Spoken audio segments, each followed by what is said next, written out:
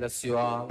Let you all open all your three eyes and manifest the powers of Mahasada Om Nityananda Paramashivoham Om Nityananda Paramashivoham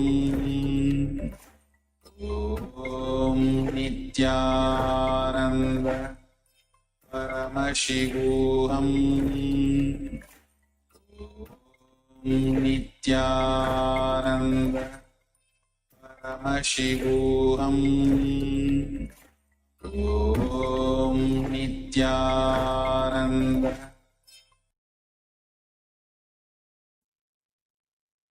Nityanandam Paramasukadam Kevalam Jnanamurtim Dvandvatitam Gaganasudrusham Tattvamasyaadilaksham Ekam Nityam Vimalamachalam Sarvadhi Sakshibhutam Bhavatitam Trigunarahitam Sadgurum Tam Namami.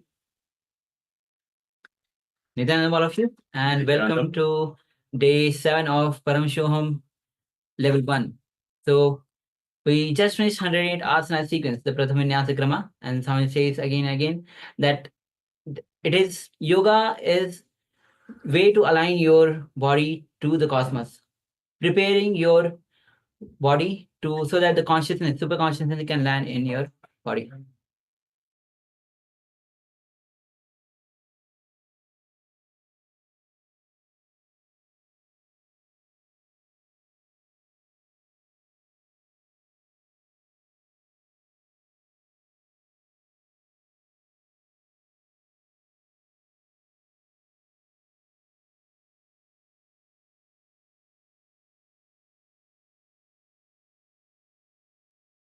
Yes, sorry for the technical glitch.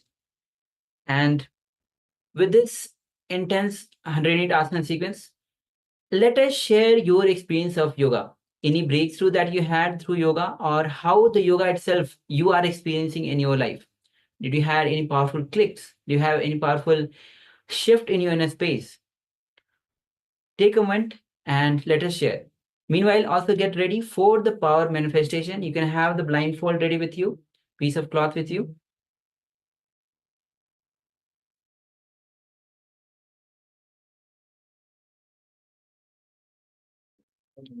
Yes. Meanwhile, you can get ready with the blindfold and also go ahead and share your experience. And meanwhile, we'll be entering into the Sas Pramana for manifesting the power of third eye. So Sas Pramana for manifesting the powers of third eye goes as Kapala antarmano yasya tishthanmilitalochanaha kramena manaso dharyat lakshye lakshamuttamam. Now, the translation of this beautiful verse goes as by fixing the mind on the inner space within the crown center and sitting stably without any movement, having the eyes closed in succession.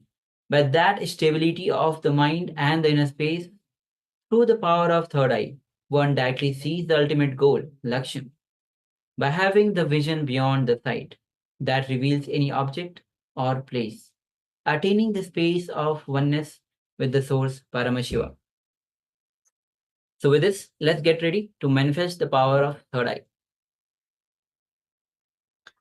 Yes, so once again, requesting participants, please put on your eye bands.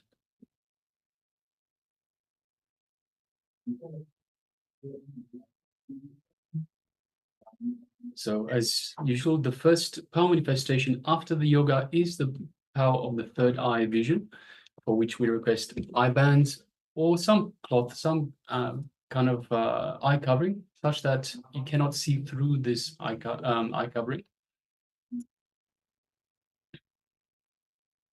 All right, so let us now sit comfortably with our head, neck, and spine in a straight line. Let us just take a couple of deep breaths in and out. Just breathe in and breathe out.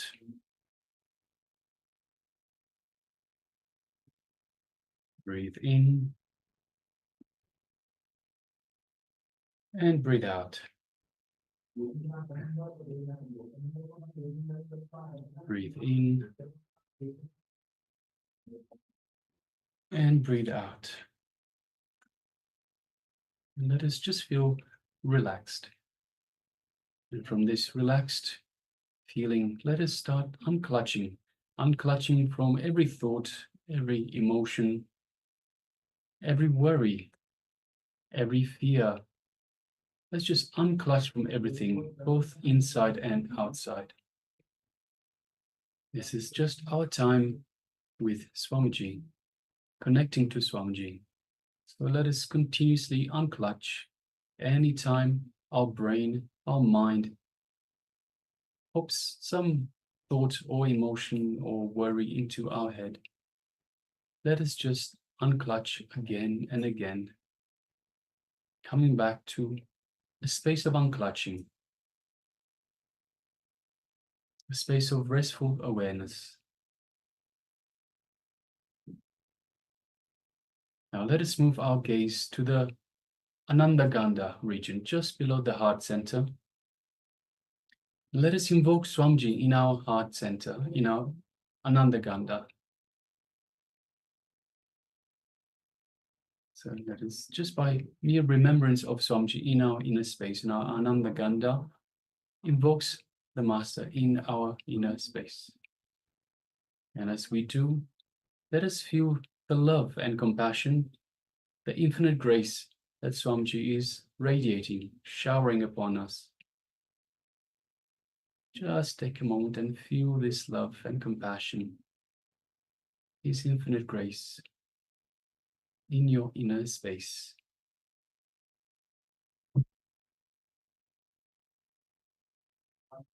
Feel the space of oneness with Swamiji, the Supreme Pontiff of Hinduism.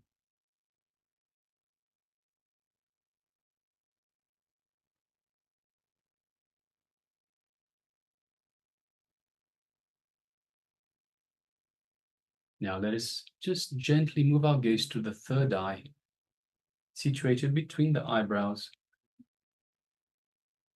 And through our third eye, let us look into Swamiji's third eye. So visualize you are looking into Swamiji's third eye.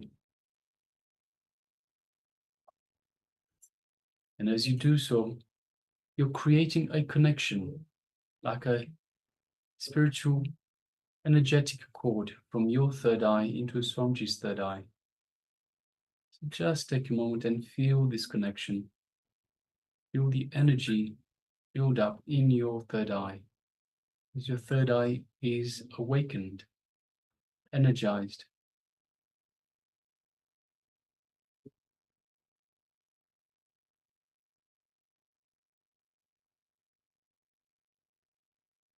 Now let us start chanting the Mahavakya. Om Nityananda Paramashivoham. Om Nityananda Paramashivoham. Om Nityananda Paramashivoham. Continue chanting the Mahavakya, the cosmic code word that Swamiji has given us to connect to him. And from this space of oneness, from this space of feeling connection with Swamiji, let us manifest this power of the third eye vision, seeing the image through your third eye. The image is being projected for you now. Let us begin. Om Nityananda Paramashivoham. Om Nityananda Paramashivoham. Om Nityananda Paramashivoham. Om Nityananda Paramashivoham. Om Nityananda Paramashivoham.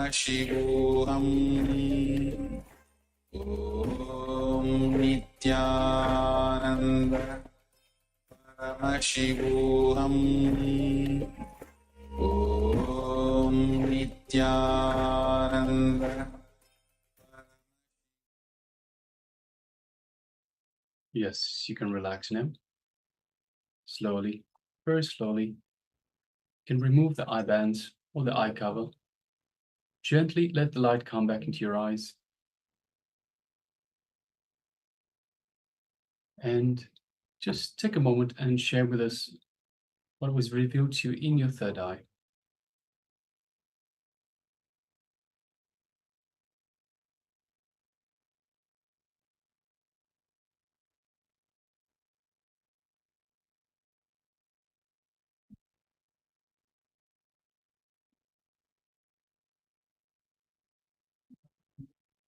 Massages, I can't see anything at the moment. Feel like I'm wasting my time. Should I focus on various detoxification method? So, see, understand, even if you're not able to see, even if you're able to see just dark or nothing is there, share that as well. See, moment all the doubts come in, all the self-doubts come in, even, yes, of course, detoxification you have to do every time, every day, go on detoxifying, that we have been telling again and again, that we have to do. But remember that moment you feel that I'm not able to manifest, the doubt comes, the mind comes in picture. When you start seeing even black or even nothing is seen, you share that as well. Remember, it is Paramashiva is manifesting through. Understand this, there are various ways we are manifesting the powers. Detoxification, through which we are cleansing our body. We are doing yoga. We are receiving the powerful cognitions. We are internalizing exercises there to internalize those powerful truths inside us into our life. We are manifesting the power to have the click inside us to manifest and to have that limitation breakdown. So there are various aspects that we are working on at various different levels. So yes, so don't worry about whether you at the start, whether you are able to manifest or not.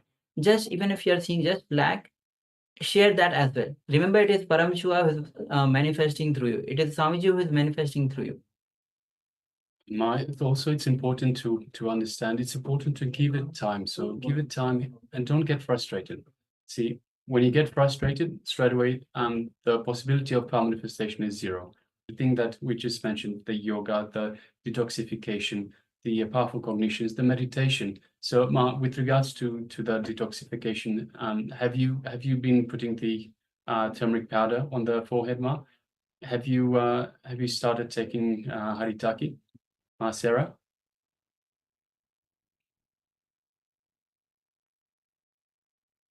See, without actually doing the work, you can't expect for the power manifestation to just manifest itself. So you have to do the work as well. So you have to do the detoxification. You have to take part in the yoga. You have to also do the meditation. So yesterday we also gave you a powerful meditation to practice. So please make sure that you do these. So the turmeric paste on your forehead. Have haritaki for detox as well every night. Also take part in the yoga, and also do the meditation that we sent you yesterday, Mark. And understand that it's a process. You cannot get frustrated that it's not working.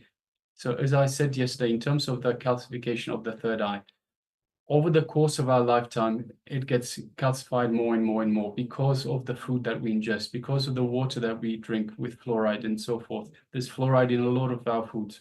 This calcifies the third eye. So without actually removing these, you can't be frustrated. You can't get frustrated and expect it to work overnight. So understand that it's a process, understand that it will take time, and it's not a waste of time. There's also no shortcut, Mark. The only way to do it is to do these detoxification. This is the shortest way. Do the detoxification, do the yoga, so take part in the yoga, and also do the meditation that we sent you yesterday. So, and also please understand, have patience. The moment you don't have patience, the chance of power manifesting is zero. when you have patience, you at least there's a chance, even if there's all these toxins in the body. So, am I more suited to systematically studying master's knowledge right now rather than practicing 3i? Both are equally important, Ma. So you shouldn't leave one over the other. So choose one over the other. So the idea is that we have a superconscious breakthrough. In order for a superconscious breakthrough, we need to understand, we need to have the right knowledge, the right information, and this is where Swamiji is giving us, revealing to us all the right information. You also need to have the practice of the power manifestation itself. So power manifestation is how we find our way back to our true self, understanding that we are Paramashiva. Once we start manifesting, we have this belief that yes, we are Paramashiva. We have this understanding that we are Paramashiva. Just saying I am Paramashiva is understanding it on a logical sense is not enough. You need to put it in practice as well. So for those who eat turmeric powder, the organic turmeric will arrive. Okay, right. Thank you. And I need a method that is more suitable for me at the moment. The methods are suitable for everybody. There's no such thing as this method is more useful for me. This meditation is more useful for me. So believe me when I say these are the most powerful techniques, the most powerful ways of detoxification, and it just needs to be done, Ma. Yes. All right. So yes, so you took a 21-day long vacation. Time is precious. I understand, Ma, but you also need to understand it takes time. So as I mentioned, over this entire course of your life, you have been taking in all the toxins. It will take time to remove these toxins, and you have to do the detoxification. Also, please make sure that you do the yoga. It also helps very much in the yoga because it aligns your body, and it gets your body into the right alignment for you to hold these higher energies, this higher consciousness. And of course, the power manifestation happens from the space of higher consciousness. So it all works together. It's not steps. Step one, you do this. Step two, they're all parts of the same package. So you have to do all of them together, Ma. So if you're saying time is precious, understand you took time to get the most out of it. Please attend every session, do every power manifestation, do every detoxification that we mentioned, all the meditations. This is the only way to get the most out of this program.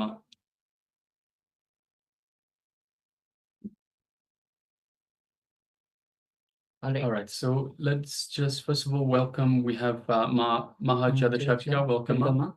Yes. And all right, we have few sharings from the power manifestation. Clause A says, I saw water. Yes, thank you for sharing, Aya. All right. Yes. All right. So we have one sharing. So we'll be moving to the verification. Let's project the image. Yes.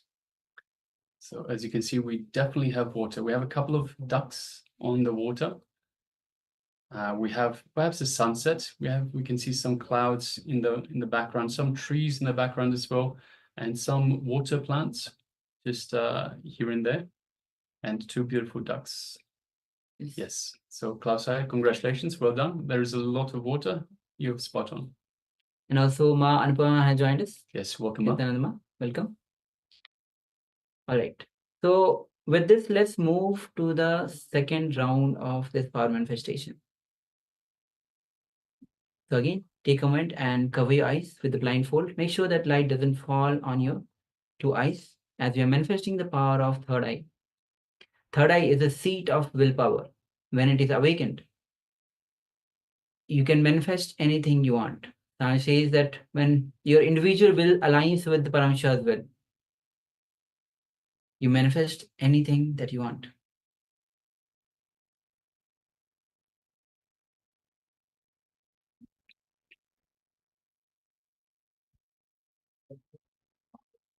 So now, Sit with your head, neck, spine and straight line.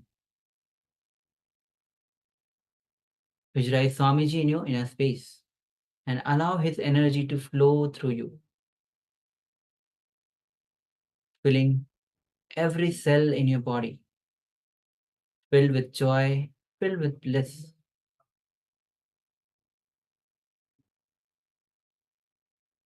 Now gently bring your awareness to the third eye.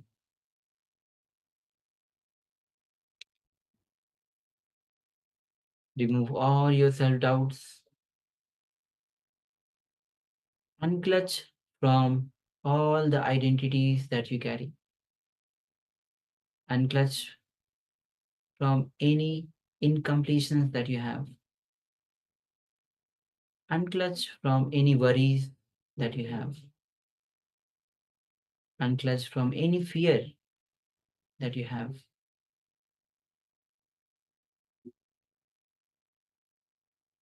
Unclutch from even the time.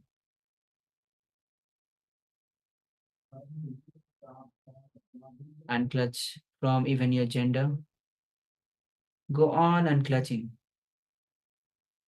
to enter into the pure space of oneness.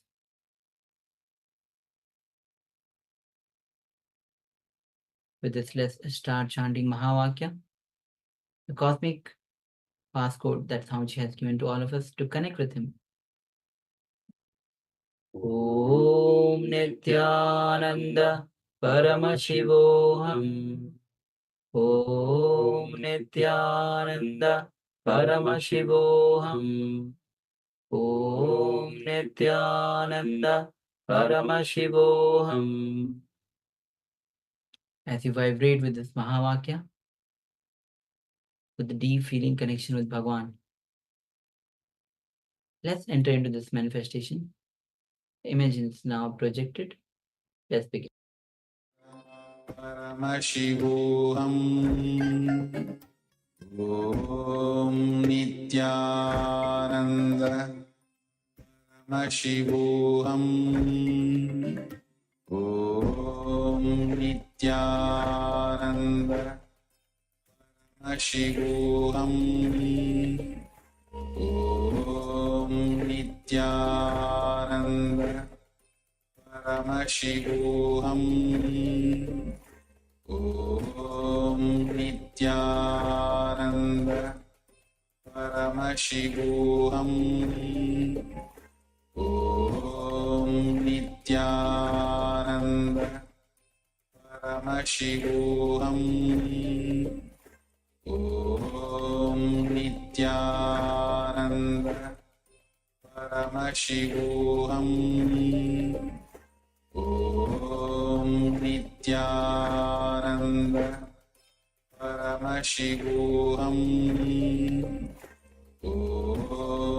Nityananda Paramashivoham Om Nityananda Paramashivoham Om Nityananda Paramashivoham Om Nityananda Paramashivoham